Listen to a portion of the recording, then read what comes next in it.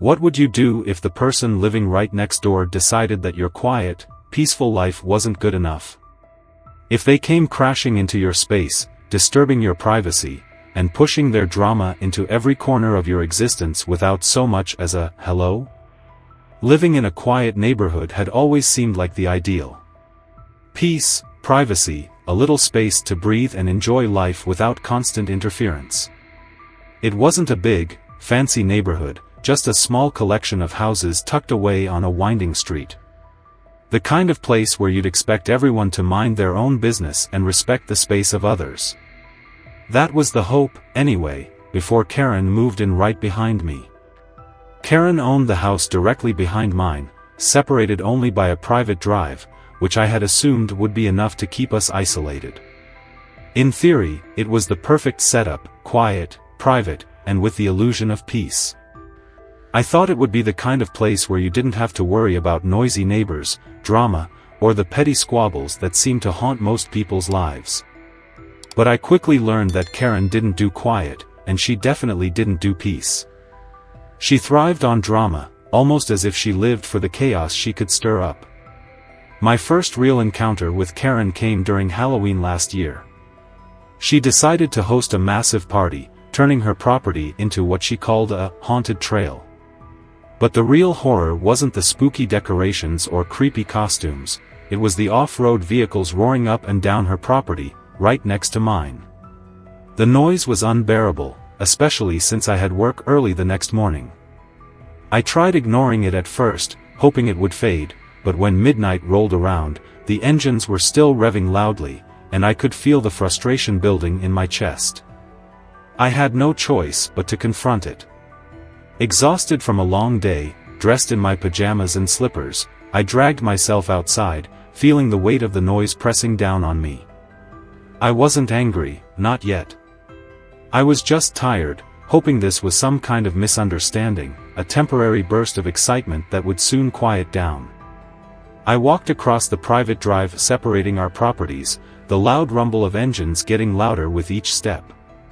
When I reached the edge of her property, I spotted one of Karen's relatives, a guy who looked like he'd had a little too much fun that night, driving one of the off-road vehicles.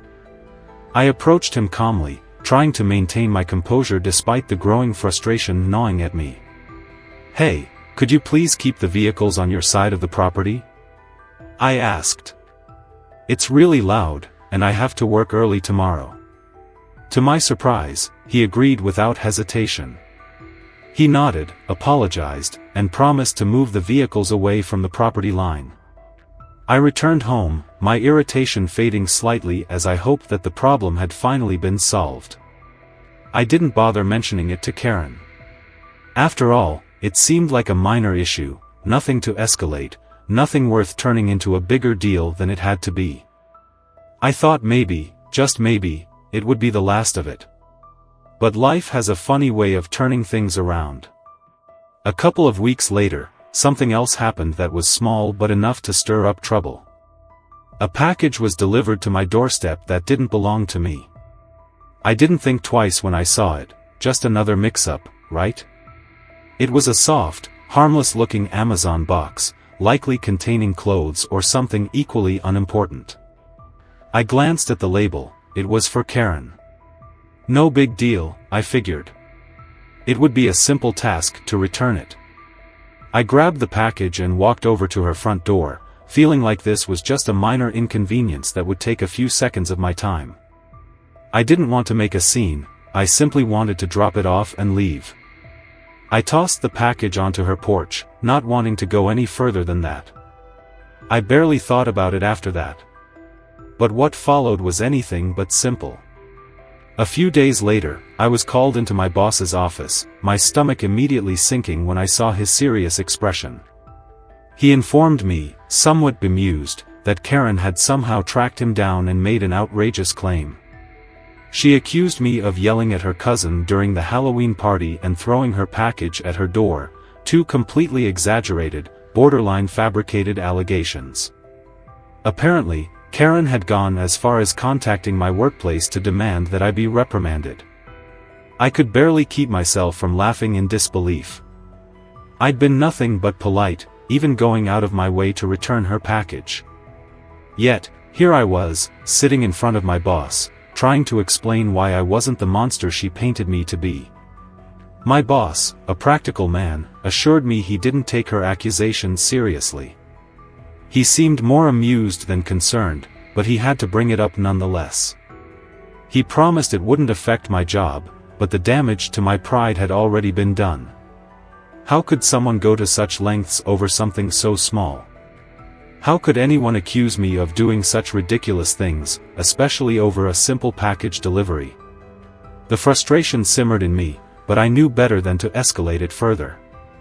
I had too much at stake, and confronting Karen directly seemed pointless. Maybe if I let it go, it would all fade into the background, a ridiculous footnote in the story of neighborhood life. I tried to convince myself of that, but every time I saw Karen's smug expression as she drove by, every time I caught a glimpse of her self-satisfied smile, the frustration bubbled up again. It wasn't just the small things anymore, it was the constant, low-grade irritation that she seemed to take pleasure in making my life uncomfortable. The more I tried to ignore her, the more it felt like she was winning. I kept telling myself that I was better than this, that it wasn't worth it, but deep down I knew something wasn't right. This wasn't over. The tension between Karen and me continued to simmer beneath the surface, even as the days and weeks passed without much drama. I thought perhaps it would fade away, maybe Karen would move on to something else, find another target to direct her obsessive need for conflict. But that wasn't how she worked. The next event was almost too bizarre to be believed, but it only added fuel to the fire. One evening, after a long day at work, I walked up to my front door to find a couple of packages on my deck. Nothing unusual, as it happened frequently, delivery drivers often left parcels there when no one was home. But as I picked them up, I noticed something that made my stomach tighten.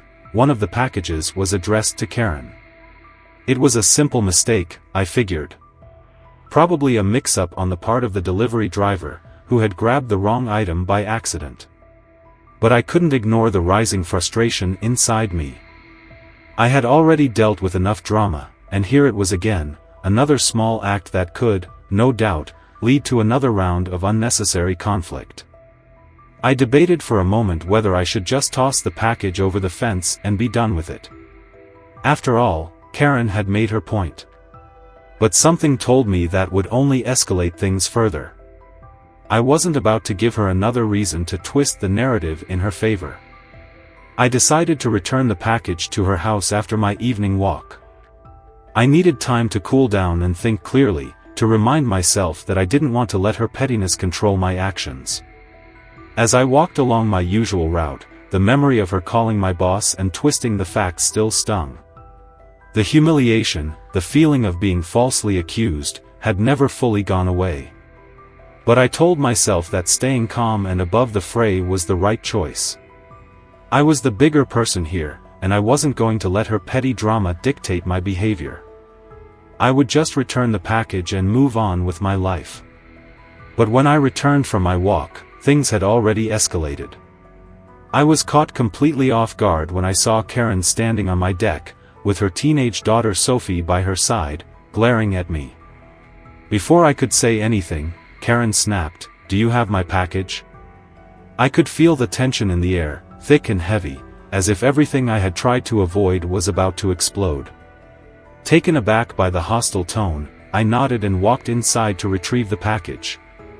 I handed it to her, trying to keep my voice steady, but I couldn't hold back the frustration. "You know," I said, taking a breath, "I didn't appreciate what you did last time, calling my boss and spreading lies about me." Karen's reaction was immediate and fiery. "Lies? You mean the truth?" she shot back, her voice rising. Sophie stood silently, her expression one of discomfort. I almost felt bad for her, caught in the middle of this insane drama, but I couldn't focus on that now. Karen was in full attack mode. "You had no right to take my package inside," Karen continued, her tone filled with accusation. "It's a federal offense to tamper with someone's mail." I blinked in disbelief. A federal offense? What was she talking about? I had done nothing but retrieve a package that had been mistakenly delivered to my house and planned to return it to her. I calmly explained that I had not tampered with anything, that it had simply been left on my deck, and I intended to return it to her, nothing more. But Karen wasn't listening. Her voice grew louder and more dramatic. Do you think it's okay to just take someone's property like that? What were you planning to do? Throw it at my house again? Her words hit like a punch, and for a moment, I was speechless. It was clear this was about much more than a package now. She was making it personal, and she wasn't stopping. She was determined to twist everything in her favor, to paint herself as the innocent victim and me as the villain in her little narrative. At this point, I realized that any attempt to reason with her was futile. This wasn't about a misunderstanding or even a simple mistake, it was about control. She wanted to make me feel small, to humiliate me, to drag me into her world of drama. I could feel my patience wearing thin, but I tried to remain calm. Do whatever you want, Karen, I said, my voice firm but weary. I'm done here. That's when Karen dropped the bombshell. Maybe I'll just call your boss again, she sneered, see what he has to say about you stealing packages. I froze. The thought of Karen going back to my workplace again, creating more chaos, was more than I could bear. It felt like everything was being twisted around me, like she was actively trying to destroy my reputation. And I was powerless to stop it. Call him, I replied flatly, even though my heart was racing. Do whatever you need to do. Karen turned to leave but then spun around, her fury still bubbling over. She started yelling again, accusing me of hiding her package, spying on her, and even threatening her. Her voice echoed down the street, drawing the attention of a few curious neighbors peeking out from their windows. I had no idea what she was even talking about at this point. Every word she spoke seemed more ridiculous than the last. Finally, I snapped. Leave. I said firmly, pointing toward the edge of my property. You're trespassing. For a moment, Karen hesitated. But her pride wouldn't let her back down. She muttered something under her breath, grabbed Sophie by the arm, and stormed off. I thought the ordeal was over. I was wrong. Just when I thought I could breathe again, the flashing lights of a police car pulled into my driveway. The surreal feeling of standing there, trying to process what had just happened, settled in. Had Karen really called the cops on me over a package? Was this really my life now? The absurdity of the situation made my head spin, but I knew I had to face it head-on. The police were here, and I had nothing to hide. The sight of flashing blue lights in front of my house was enough to send a wave of disbelief through me. I stood frozen by my window, trying to make sense of what had just happened.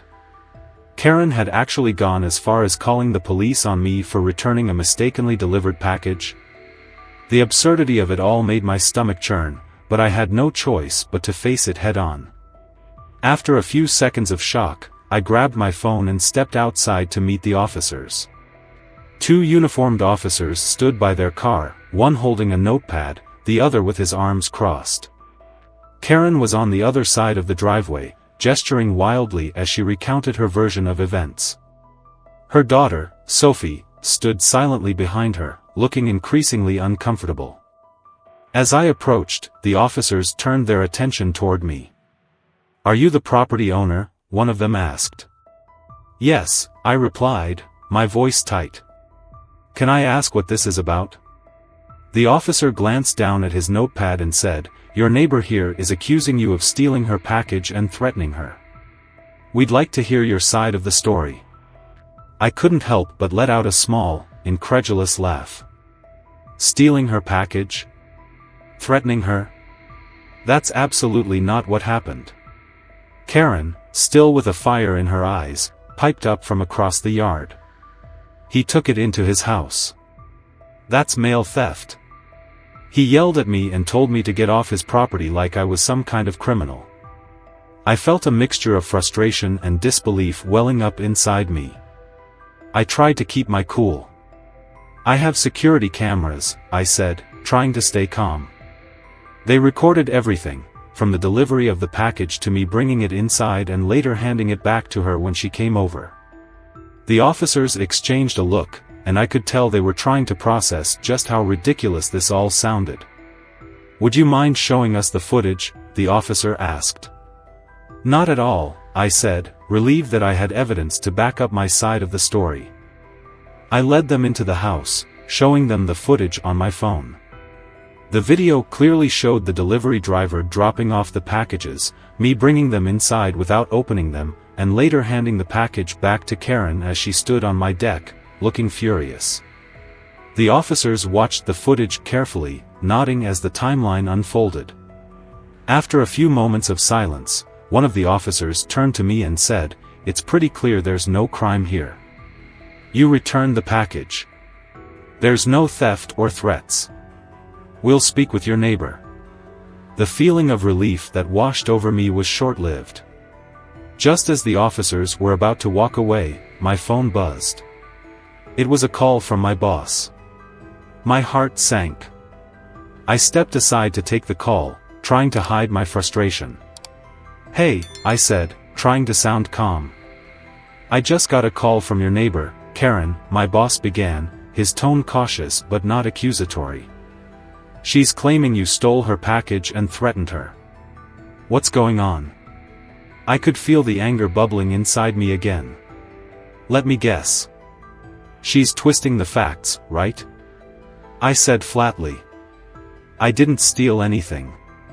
The package was delivered to my house by mistake, and I was just returning it to her. Now she's trying to make it sound like I'm some kind of criminal." My boss paused for a moment, then said, "Yeah, that sounds pretty extreme. I just wanted to check in with you before jumping to any conclusions.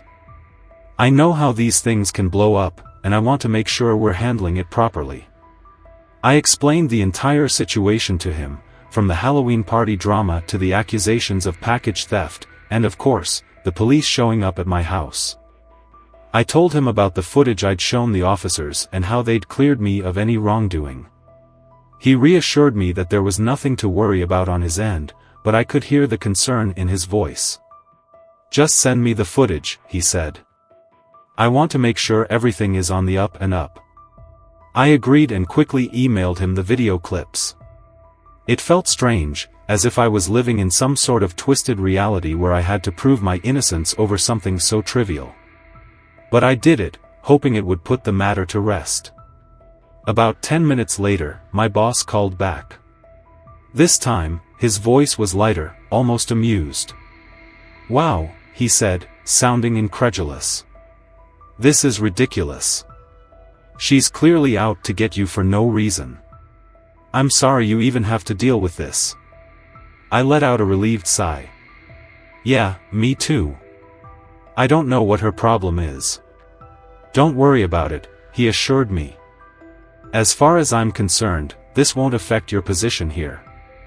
But if she keeps calling, we might have to take some formal steps to protect you." I thanked him, feeling a weight lift off my shoulders. At least my job was safe, for now.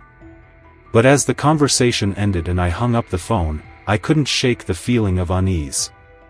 Karen wasn't done yet. I knew this wasn't the end. As if on cue, I heard the familiar roar of her engine as she drove by my house again, giving me a smug, self-satisfied look as she passed.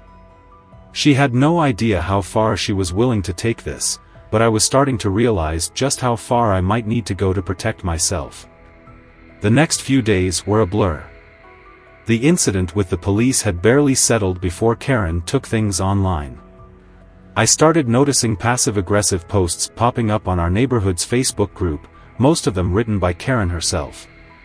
The posts were long and rambling, accusing me of everything from spying on her to damaging her property to slandering her name. As usual, she painted herself as the helpless victim, and I was the villain in her twisted narrative. Some of the comments on her posts were supportive, while others questioned her claims. A few people asked for proof, but Karen's following of drama-hungry neighbors seemed to grow with every post. It was like she had started a campaign to ruin my reputation, and I had no idea how to stop it. I knew I couldn't engage with her, it would only add fuel to the fire, but every new post was another reminder that Karen's vendetta against me was far from over. This wasn't just petty neighborhood drama anymore.